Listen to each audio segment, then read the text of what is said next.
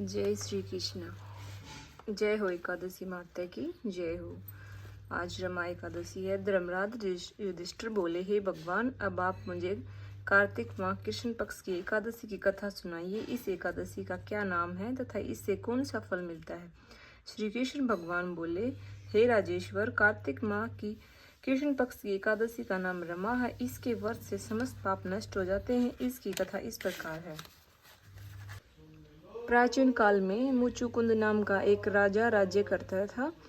उसके इंद्र, वरुण, कुबेर, विभीषण आदि मित्र थे। वह सत्यवादी तथा विष्णु भक्त था। उसके एक उत्तम चंद्रभागा नाम की लड़की उत्पन्न हुई। उसने उस लड़की का विवाह राजा चंद्रसेन के पुत्र शोभन के साथ किया। एक समय जब कि वह अपने ससुराल में थी, एक एकादशी आई। चंद्रभागा सोचने लगी कि अब एकादशी समीप आ गई है, परंतु मेरा पति अत्यंत कमजोर है, इसलिए यह व्रत नहीं कर सकती। परंतु मेरे पिताजी की आज्ञा कठिन है।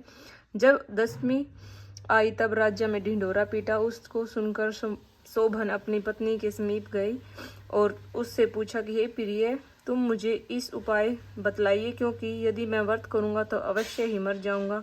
इस पर चंद्रभागा बोली, हे प्राणनाथ, मेरे पिता के राज्य में एकादशी के दिन कोई भी भोजन नहीं करता, यहाँ तक कि हाथी, घोड़ा, ऊंट भी तृण, अन्न, जल आदि ग्रहण नहीं करते। फिर यह मनुष्य कैसे भोजन कर सकते हैं। यदि आप भोजन करना चाहते हैं तो यहाँ से दूसरे स्थान को चले जाइए, क्योंकि यदि आप इसी स्थान पर रहोगे तो आपका व्रत अवश्य ही करना पड़ेगा। इस पर शोभन बोला कि हे प्रिय, आपका कहना बिल्कुल उत्तम है, मैं अवश्य ही करूंगा। भाग्य में जो लिखा है वही मिलेगा। ऐसा विचार करके उसने एकादशी का व्रत किया और सूर्य भगवान की को भी अस्त हो गए और जागरण के लिए रात्रि हुई।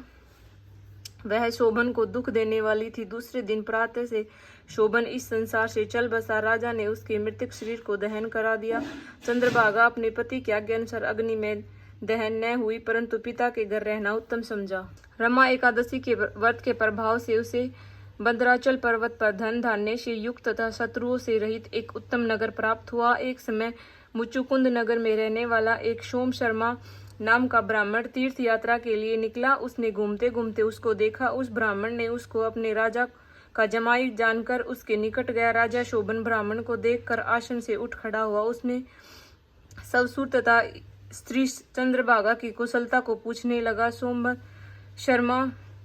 शर्मा ब्राह्मण बोला, हे राजन, हमारे राजा कुशल हैं तथा आपकी पत्नी चंद्रभागा भी कुशल है। अब आप अपना वृतांत बतलाइए।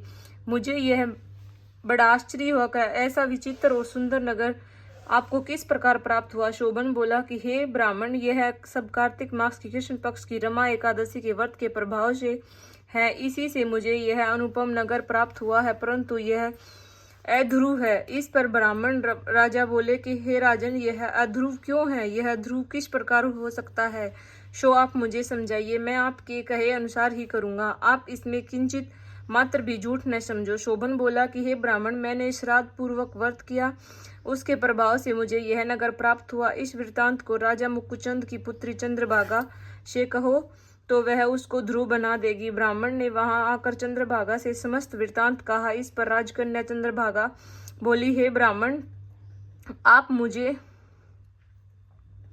उस नगर में ले चलिए। मैं अपने पति को देखना चाहती हूँ। मैं अपने व्रत के प्रभाव से उस नगर को ध्रुव बना दूंगी। चंद्रभागा के वचनों को सुनकर वह सोम शर्मा ब्राह्मण उसको मद्राचल पर्वत के पास वामदेव के आश्रम ले गया। वामदेव ने उसकी कथा को सुनकर चंद्रभागा को मंत्रों से अभिषेक किया। चंद्रभागा मंत्रों तथा व्रत के प्रभाव से दिव्य देह धारण करके पति के पास चली गई। शोभन ने अपनी पत्नी स्त्री चंद्रभागा को देखकर प्रसन्नतापूर्वक अपने वाम अंग पर बैठाया। चंद्रभागा बोली, हे प्राणनाथ, अब आप मेरे पुण्य के सुनिए। जब मैं अपने पत्नी पिता के गृह में 8 साल की थी, तब से ही मैं यथाविधि एकादशी का व्रत करने लगी हूँ। उन्हीं व्रतों के प्रभाव से आपका यह नगर ध्रुव हो जाएगा और समस्त कर्मों से युक्त होकर प्रलय के अंत तक रहेगा। चंद्रभागा दिव्य रूप धारण करके तथा दिव्य आभूषणों तथा वस्त्रों से सजकर अपने पति के साथ आनंद पूर्वक रहने लगी और शोभन भी उसके साथ आनंद पूर्वक रहने लगा।